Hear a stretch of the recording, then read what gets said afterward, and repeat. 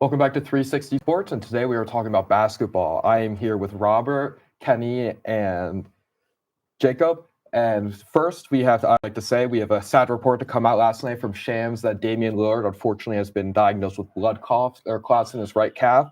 We're hoping for a speedy recovery, Dame. In the meantime, the Bucks look like they're in trouble for now. But first, I really wanted to talk about the Knicks. Last night, Josh Hart and Karl Anthony Towns became the first Knicks duo to have a triple-double in a game. They're currently 45 and 26, good for third place in the East by a couple games, actually. So what do you guys think about them and their standing in the East in general? We should go to the Knicks thing. How do you feel? I'm going to say right now, Josh Hart is my favorite Knick of all time by far. He passed Clyde Frazier on most triple-doubles in a Knicks season. But I want to talk about the team as a whole yesterday. The Knicks had 40 total assists yesterday. I have not seen the Knicks put up that many assists in my entire life. And I think the biggest highlight for that for me is when Jalen Brunson comes back and he's in this lineup, if things change and they go back to their old bully ball with Jalen Brunson and they have 15 assists in the game, I think it gets to the point where you got to think, is Jalen Brunson a potential problem with this team? I don't know. Ooh, he's trying to push narratives. I don't know about all that because Brunson, I think he's the main cog in the machine. He is the engine to that team. But I don't know how his ankle injury is going to mesh when he comes back. You know, he's going to have to get reintegrated, and that's going to look all wonky when he comes back. I just don't think it's going to work out for them. I think they're going to get bounced by either Boston or Cleveland. On top of that, you're going to have to ask Mikal Bridges to show up every night. Yeah. And what version of Mikal Bridges are you getting on a night-to-night basis? I like that you pointed it out because I feel like with Brunson coming out, Mikal's finally been able to get in rhythm. I mean, the biggest problem with Brunson is if you're the star of this team, you got to get these other guys going. That's what made Michael Jordan and LeBron James so good. They moved this ball around and to get their stars going. That just makes your life easier, especially coming in the playoffs and you got 7 games to go. You're not going to have a great game every single game. So, I mean, they're all eyes are going to be on Brunson when he comes back. He has to move this ball around and get this offense going. Yeah, the playoffs gets tricky for me because I'm really watching out for how teams guard Josh Hart. I think the memes are going to build in the playoffs when you see how disrespectful teams get when it comes to Josh Hart. Yeah, it's a good point you bring up, too. It's when Brunson comes back. This team has 2 different identities. It's when Brunson plays and it's when he doesn't. It's 2 completely different teams. And unfortunately, they just don't have a chance that much in my eyes because against the top 7 seeds in the East, they're 10-9 this season, and that's 0-3 to the Celtics. So they're a little over 500. That just doesn't sit well with me as a 3 seed. So I don't know how far they could go, honestly. I'm gonna pause on the narrative that the Knicks are not going far because I just don't. We saw it last year on a team with Dante DiVincenzo, and then we had OG Anunoby get hurt, and Brunson gets hurt. All these guys, and we still took the Pacers to 7 games. We were 1 game away from Eastern. You weren't supposed to take the Pacers to 7 games. Granted, you guys were hurt. That happens because injuries and stuff like that comes away. Why were they hurt? That's a whole other problem. I will agree with you on this. I'd like to talk about that. It's just you see the same problem with Thibodeau's teams year in and year out where he gives them tons and tons of minutes and just grinds them down. So the time it comes to playoff time, the game's a lot slower. Starters play longer, even longer minutes.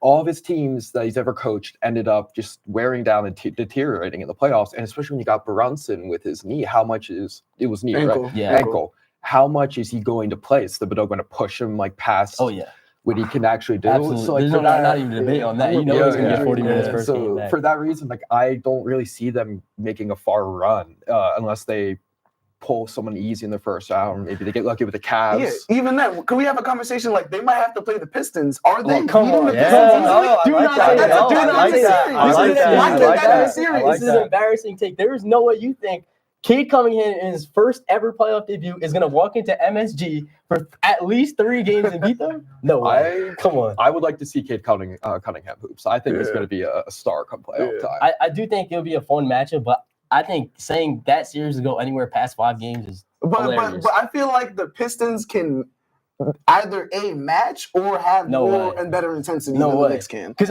they're young, they're feisty. Coming into the playoffs, we got the Knicks, not me, I'm not on the team. They got the guys to go throw at these guys and play some defense.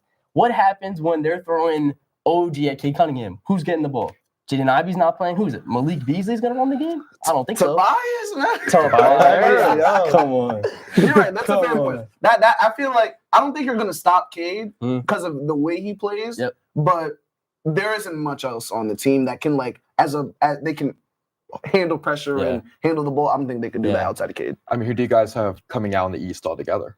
Good question. It's got to be Celtics. I mean, yeah, Yeah, I would say Celtics. the same. It has to be the Who you got? Celtics. I got the Celtics. They're just like a buzzsaw. I don't think the Tatum injury was all as serious as it Mhm. looked. He just rolled his ankle, or not Yeah. rolled, sprained his ankle, I Yeah. think. So I think it's just when playoff time comes, I really don't see anyone standing in Yeah, their I am way. really excited for the Cavs because I feel like they could really match up with them. But I feel like every don't year trust they the go on Cavs. with this team and they always fall short in the playoffs. I Boss, just- what's up? I just can't trust the Cavs, especially they had that losing streak for a little bit, and they weren't losing to good teams. They were losing Yeah. to Yeah, pretty bad teams. Me personally, I think they've been the team that's been screaming burnout all year, and I'm pretty sure it's going to end up catching up to them. Okay, I'm gonna be that guy. Cleveland can do it. I think Cleveland's could. gonna get out the Yeah. East. You talk about burnout. This is why depth matters, and they have multiple guys that they can play on any given night. They The throughout Celtics the don't. course of the Cleveland the depth. Cavs do. They have a lot of guys that are deep. It's a deep team, and when you have a deep team, it allows you to play multiple guys for multiple minutes, and they've been doing that throughout the season. Like a team like the Knicks, Atkinson isn't burning his players out, and I feel so confident in. I feel very confident in the Cavs because of what Mobley's going to bring. Because you think about Darius Garland and Donovan Mitchell and Jared Allen, they weren't even healthy last year in the playoffs. The Celtics series, they weren't there. Darius Garland was dealing with his jaw. He was underweight and bad conditioning. This is a different team, and they have a new head coach. This team is good, man. They're a historic offense. All right. I mean, let's talk about the other side of things. The Thunder became the first team to reach 60 wins behind another great performance by SGA. How do you see things playing out in the West? Should OKC be the favorite to make the finals despite their lack of experience? I mean, first of all, let's talk about this here. We're Picture, just yeah. trying to take a picture of Shea. Come on. Well, let's talk about Shea. I mean, I would love to. I could talk about Shea and this Thunder team all day. I think they are going to run the West because we want to bring up playoff experience too. They got playoff experience last season, and along with Isaiah Hartenstein, who went with that deep run with the Knicks. So I really think that they're hungry, and they want to prove themselves. They got knocked out in the second round last year to the Mavs. I think Shea is sick because of that, and I think he's going to come out and just dominate in the playoffs. All right, I'm gonna throw a different narrative out here because I feel like all we're hearing are Thunders are the favorite to come out of the West. I don't think so. And my reasoning for that is because when I look at the Thunder, I see a great all-around team, unbelievable depth, and obviously the MVP on the team. But who is their second guy come the playoffs? Jalen Williams. Williams, Chet Holmgren. When you compare Jalen Williams to the other number twos in the league, where does he even fall? He's on an that list? all-star. He's an all-star, Exactly. but he's not nearly He's on not any like of those a other teams' high-end level. all-star. Let's say they run into the Lakers. You got SGA and Luka, each the ones. The Okay. number two, LeBron James, But Jalen this is Williams. why you said they have a good team, right? the Lakers They aren't do deep have a enough. good team. They're Well, not deep. Let's but go to the bigs then. Let's see Chet Hartenstein. Mhm. Is Jackson Hayes going We'll to be see. in for all We'll 40 see. minutes We'll see. against We'll this see. guy? We'll Alex see. Len? Are we throwing We'll Alex see if Len? Chet It'll be survives massive if 16 Jackson games in the goes out playoffs. there. I don't know, man. Like, it's so, as a Lakers guy, I want to say Lakers so easily, but the Thunder are just a historic team. One of the best net ratings of all time. They're in the same statistical range with 72-10 Golden State, the Chicago Bulls. And what I'm seeing from this team is a swarming defense. They get like a fifth of their points off of turnovers, and they harass you. And it's going to be in the playoffs. They're going to be able to get away with that physical defense, I feel like, and it's going to just be able to ramp up more. I'm scared of the Thunder. They're a really deep team with defenders from top to bottom. SGA is going to get what he wants whenever he wants. You think you'll get the foul calls in the playoffs like he's in not the going to talk get the about same. Yeah, it's not going to be as harsh as what's Yeah. right? The free throws attempted are And going the to Joel go Embiid down. effect, you could call it that. I think the Thunder are absolutely the team to beat. I think if there was a team that could give them a serious series, I think it's the Warriors if Steph gets healthy. I just think the whole time they've all played together on the court together, they've just looked great. I Yeah. think we talked about this before. I think Jimmy Butler has made them incredible. Mhm. Jeremiah Green is now the leading candidate for Defensive Player Yeah, of the so Year. that- Not really sure Mhm. how that happened, but Yeah. Injuries. even then, Injuries, let us say. they can stretch to maybe 6-7 games. I really can't see them. I can't see them beating a team as deep as the Thunder. Yeah.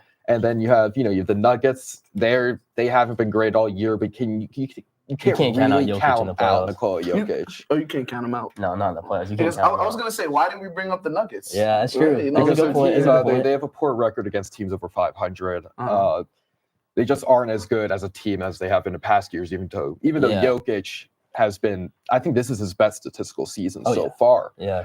which is actually what makes this race so Yeah, interesting. just but, one more point with the Thunder in the playoffs. One thing that I was looking at when I was looking at the standings that I saw could pose a potential problem is that first round they got to run into the Timberwolves Mhm. if the standings stay as are. I think that'd be a really cool series. 'Cause I Yeah, think they that'd be match. They're like the same. They play the same style of ball, Yeah. both teams. So I think it'd be really interesting to see because that's going to be a who's your best guy. Is Ant going to play better than SJ in the Mhm. playoffs? And I think it can be a really fun series in my eyes. All right, so next, we're going to have throw 'em on the 70s. We're all going to go to the board. LeBron James said on the Pat McAfee show that Giannis Antetokounmpo would score 250 points a game if he played back in the 70s. Obviously, he was exaggerating, but I want you guys to go up to the board and pick a player from the last 25 or so years that you think would be in the GOAT combo had they played in the 70s. Jacob, want to go Let's first? go. This one, I didn't go with nothing crazy here. Pretty simple pick because I mean he's the greatest offensive player of all time. Let's see who it is. James Harden. If you have any problems with me saying he's the greatest scorer of all time, just remember that coaches had no idea how to stop him. They were trying to make people guard him backwards.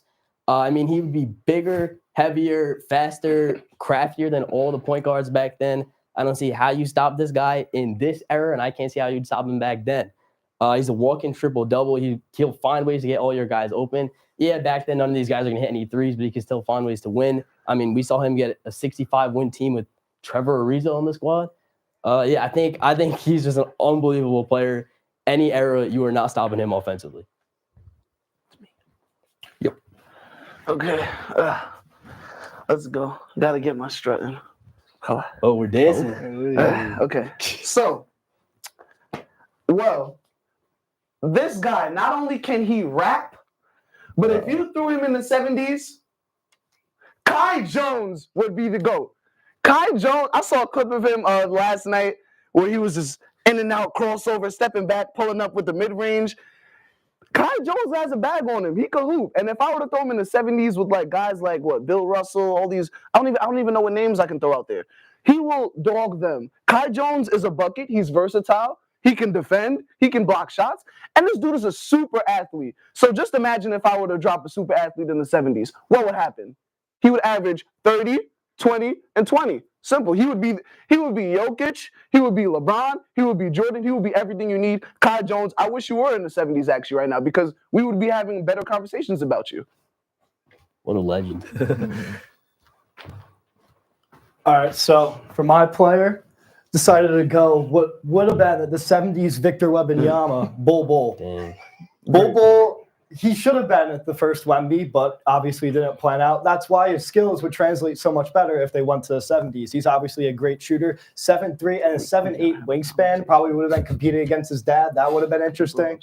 So I would definitely think he would be in the GOAT conversation if he did play in the 70s. All right, well, it's LeBron James that said this, and I think when LeBron James says something like this, he's really meaning he thinks he could score 250 points a game back then too. And I don't really think he would be wrong if he did think that. I mean, he is the most athletic NBA player ever. It's definitely arguable, but I think he's first. He's played 20 years. He has survived multiple eras of basketball and dominated in all of them. You put him back in the 70s, his numbers would be insane. Like Wilt Chamberlain style numbers, maybe not that intense, different era than the 60s, but still, I think I wouldn't put 100 points in a couple games outside of him. That's all I'll say. So did y'all listen to the episode? The Pat McAfee episode, I'll watch that live. it was good. It was So a little worried because if he's really like letting loose like that on podcasts, I think his time's up. His time's up. Oh, no, don't say that. I don't Please know. don't Like, say that. they have a game No one tonight wants to too. see that. Yeah. He has never really gone after people like he has in this Yep. podcast. I mean, for 20 years, he's ignored Stephen A. Not Stephen A. Skip Bayless. All the Yep, media Skip guys. Bayless. Yeah. And he recognized Windhorse by name. Yeah, Which is pretty- that was pretty crazy. So next we're looking at ready for the moment. So we have a bunch of great players that are going to be in the playoffs. But the question is, who will do better between the two of them. So we're gonna have two players on the board, and we're all gonna pick who we think will have a better playoff series. Ooh, I like All right, this. come on. This is just mean. This has got to be No. Jalen. We're looking Green, at a right? number 1 option versus number 2 borderline third option. I don't know how I feel about Jalen Green come playoff time. I don't know how I feel. This is my guy. Listen, This is my guy. the free throws, or I wouldn't say free throws. Efficiency. He can efficiency. Yeah. He is at his worst, he is a shot chucker. Yep. The finest degree, and I just think something like that is not going to work in a playoff setting. Personally, See, like, there's a world where Jalen Green looks bad on the court compared to Desmond Bane, because Jalen Green can play himself off of the court with his Mhm. defense. Yep. I know Desmond Bane is going to give me defense every single night. Even on top of that, Jalen Green can be efficient at times. I want Desmond Bane more because, like, I know he can give me 20 if he wants to. I know I can get that out of him. Jalen, he can give you 30, sure, but it's what Jalen Green are we getting? And he hasn't been to the playoffs before. Hasn't This been is to his the first playoffs. time. Bane has that experience, so I'm more comfortable picking Bane personally. I think he would contribute more to his team than Jalen could to his. I mean, I did say Jalen Green, but like, guys kind of got me shifting a little here. I'm not gonna lie, but no, Jalen Green. The big concern is the shot chucking, obviously, and it being his first playoff Yeah. run. Yeah, but they are the 2 seed now for a reason. He's leading this team, and you could argue Sengun, but Sengun has been on and off the court a little bit. Yeah, and he's also. I don't think he could be as impactful as Jalen Green could be at his best. So, honestly, looking how you guys said it, I would say Desmond Bane, but Jalen Green definitely has all the potential in the world if he plays up to it. This I think that's fair. Yeah, playoff run. I'm gonna stick with Jalen Green here because I think his ceiling in a playoff game is just so much higher. Yeah, his low is, I mean, he could put up 10 points and shoot 25%. He can lose the But I game by think- himself. I think when a guy has this good of a season, you're the 2 seed, you can live with him having a good game or a bad game. That's how all your stars play. They're gonna play good, they're gonna play bad, and it's gonna win you or lose you a series. I mean, how many starts did the Rockets have though?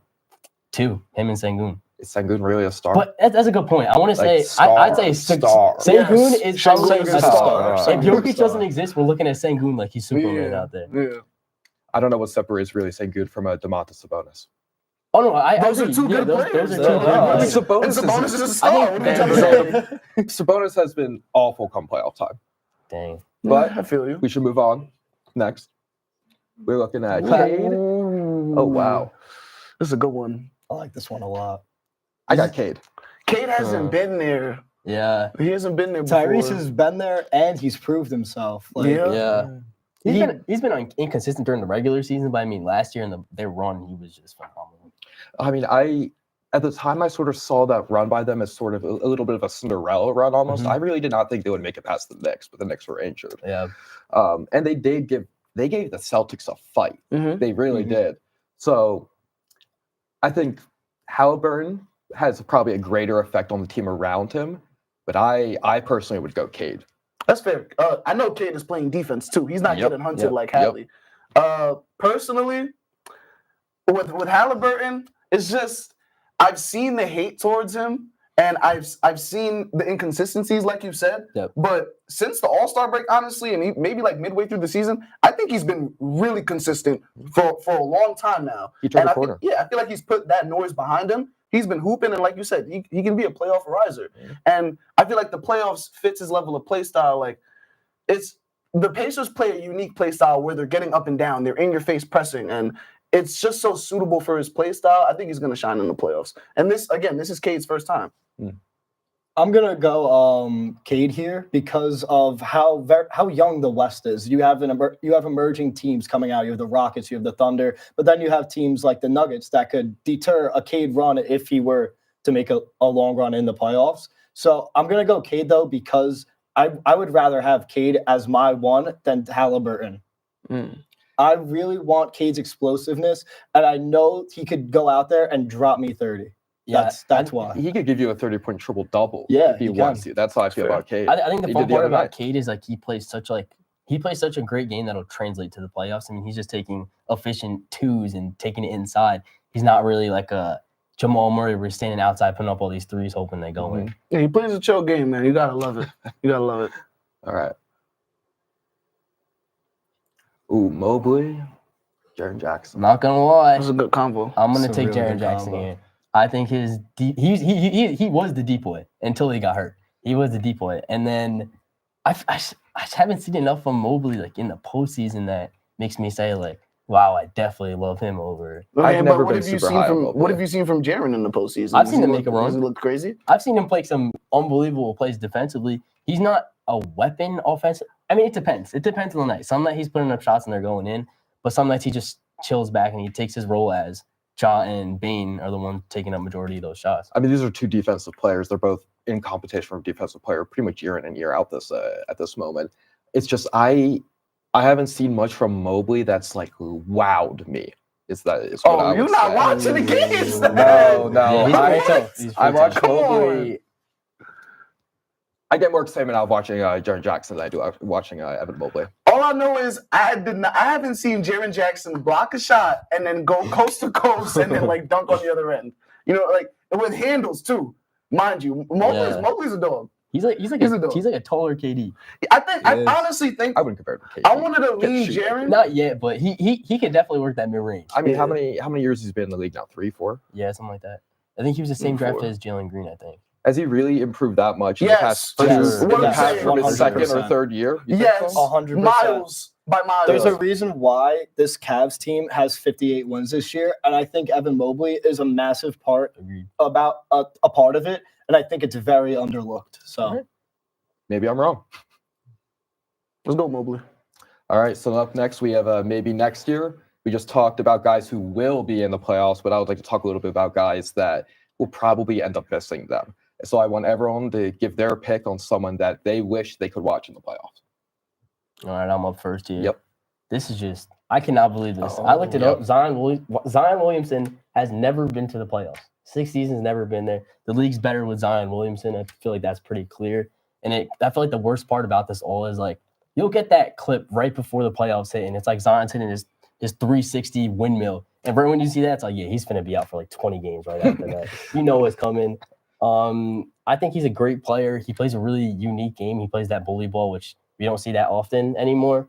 And I mean, he's averaging 25 through his career, but he has 3 seasons under 30 games. I just think to him, it's just you got to get healthy to get in. I mean, the Pelicans just got hit by the injury bug this year. Everyone was hurt. There's a point where they're down all 5 guys, their starters. But yeah, I mean, this is another thing I'm going to throw out there right now. This might not come to life, but it's just a theory that I have. How cool would it be if, I mean, Zion's been unhappy since he's been here. His family's coming out and saying that for whatever reason. But how cool would it be if we could see Luka Doncic and Zion Williamson on the Los Angeles Lakers? I'm just saying, they need that's a a lob they, threat. they, Oh, I like that. need a threat down there. And if he's known to not be happy, I think he'd thrive in a big market if he can stay healthy. Yeah. I'm pretty sure I Yeah. saw stats saying Zion is like the most doubled player in NBA history, Yeah. and I'm pretty sure it's not close. And I was shocked when I saw it too. Yeah, that's pretty shocking. But that's like the whole thing with him. He is unstoppable. They're trying to move you along. I'm gonna go with KD because the Suns aren't gonna. I don't think they're gonna make the playoffs. Not over the 7 or 8, Yeah. which will probably be the Clippers or the Timberwolves. Yep. When you look at guys like LeBron and Curry who are going out on their legacy run and like they're doing their little final dances, KD, why aren't you joining them? Yeah. You know that looks kind of sorry on your part, man. But granted, the KD, I want to see you in the playoffs. It sucks that the Suns are bad. So I got a little sneaky pick here. I'm gonna go Kobe White. Oh, I want to. So Kobe White has been absolutely unbelievable, especially in March. I'm just gonna read you guys off some stats real quick. He's been averaging 34 and 5 in this month, and he's having close to 50, 40, 90 splits as well. He's averaging 50, 36, and 89. And he has wins against the Nuggets, Lakers, Pacers, and also he had a 3-point loss to the Rockets, and it's solely him. It's all him. This Bulls team really doesn't have much else around him.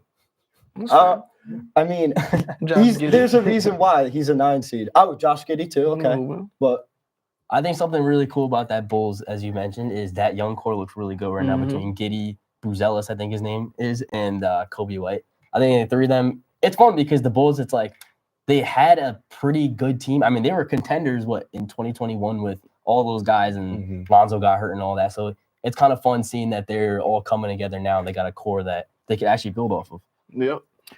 For me, I'm going to have to go with Anthony Davis. He's out and he's been playing a couple games for Dallas recently, which I'm a little confused about personally because their season's kind of lost right now. But maybe it's for reasons like trying to just get him to gel with the team and the coaching and everything. But I was a little disappointed because I would really like to see this season how the Luka AD trade would have played out. But we're gonna have to wait a little longer for that. See, I want to say something real quick to like NBA fans because there's a big I don't want to say misconception, but you know they always want to say players don't play games. Why are we load managing?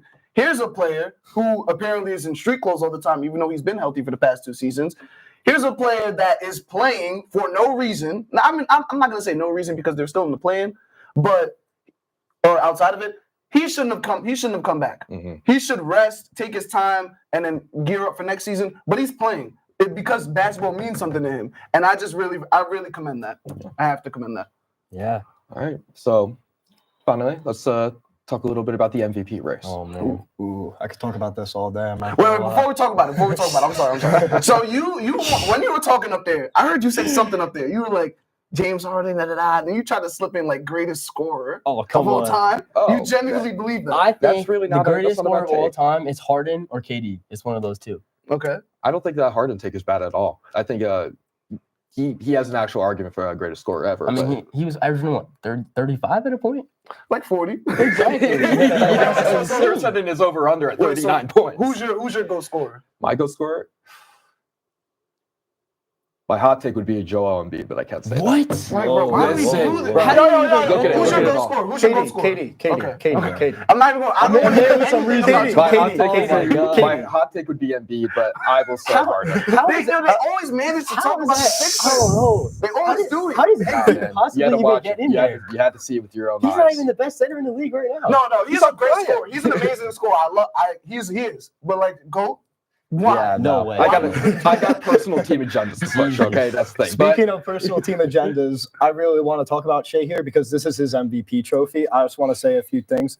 The other night, he dropped 20 plus for the 65th straight game and joined MJ as the only player over the last 40 years to score 40 or more, 30 points in 40 or more games in 3 straight seasons. He's led the Thunder to a 10-2 record versus top 4 teams in the league, while Jokic's record is 2-9. Also, this season, SGA has a lower free throw rate than all these MVP seasons. Joel Embiid, Giannis, James Harden, Russell Westbrook, KD, AI, Karl Malone, Kobe, Dirk, Shaq, all of LeBron's MVPs, and 3 of Jordan's MVPs. We are watching scoring greatness right in front of our eyes, and I need to get rid of the free throw narrative because it's not a real thing. True. Why I'm glad you we brought that up have because to that diss is a dirty narrative. LeBron at the end of that? It wasn't No, just that's LeBron. it. What do you say about LeBron? I missed that. I said Yeah. he has a lower free throw rating than LeBron's MVP seasons. They're all three. All 3 of them. Damn. All right. It's a I wanna- stat. It's a I stat. wanna- It's I not wanna just talk to about- LeBron. Let's keep it offensively because Jokic is probably having the best. Wait. So let's keep it season of all offensively. time. That doesn't make sense. Why are we doing that? All right. I hope you know that Yeah. Shea is in even- the Yes, he decoy is, race he is. right now. That's my biggest reason as to why I think he's gonna win.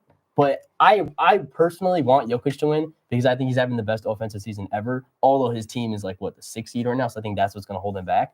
But SGA, it's like he's just so consistent offensively, giving you 30 every night. And defensively, it's just, I mean, he's like a top 10 defensive player in the league for sure. And I don't know though, because Jokic is like 29.1 points in the league, 3rd in the NBA, 12.8 rebounds, 3rd in the league, 10 assists, number 2 in the league. And it's just like he's the first player in NBA history to finish in top 3 in those categories in the same season. It's just such a shame that like these two are having these crazy seasons at the same time. But I think Jokic should win it because he's having a generational season. Meanwhile, SGA, we'll see these kind of seasons come and go, but we've never seen a center come into a season and dominate at this level, passing, shooting, and rebounding the ball. I feel like Wilt got robbed one of those years where he put up these insane averages. So, hey, Jokic, I'm sorry, but it's your turn. It's going to happen. Yeah. Everyone gets You robbed, know? and it's in every Yeah. league too. It's not only Yeah. the NBA. You could even argue the NFL this year, same thing happened. Yeah. But I think people it's a have their shame. seasons, and I think this is SGA's trophy. It's just Jokic. This is his best of any of his MVP years, and I just have a hard time denying giving that trophy because even though Shea has been incredible, like I love watching Shea even on both ends, and both ends are important too. when I was arguing Embiid, we're going to talk about Embiid again. When I was arguing Embiid versus Jokic for several years, Embiid defense didn't was a deserve that. huge part of the He didn't argument. deserve that. But he totally did. But SGA, he does it too. But I just look at Jokic and I look at everything he's doing, and it's just incredible. He's missed a couple games. He's missed 5 or 6 right now, which I think is the most of his entire career. No, going back to 2017, it's his most. He missed 7 around 2017, and that's 7 or 8 impressive. years ago. Not That bad. is impressive. Centers need to be durable, obviously. I think if he comes back and he can go on a crazy stretch to end the year, I think he can lock up that trophy. I don't know. Voter fatigue is a real thing. If Yep. it wasn't, LeBron would have 7 MVPs right now. Absolutely. Shea, True. go get that MVP. I mean, Giannis would have a couple more MVPs if voter fatigue didn't exist. He's been in that combo every single year, top 3, like 30 and 11 and 6 on. He's set up there, but 70% he's never shooting. been like. I mean, he was probably the best player in the NBA for like 2 years, and then it's like all these other guys keep jumping in and out of that conversation. All right, well, that's all we have today from 360 Sports. I'm Ryan with Robert, Kenny, and I won't forget again, Jacob, Jacob. you got it.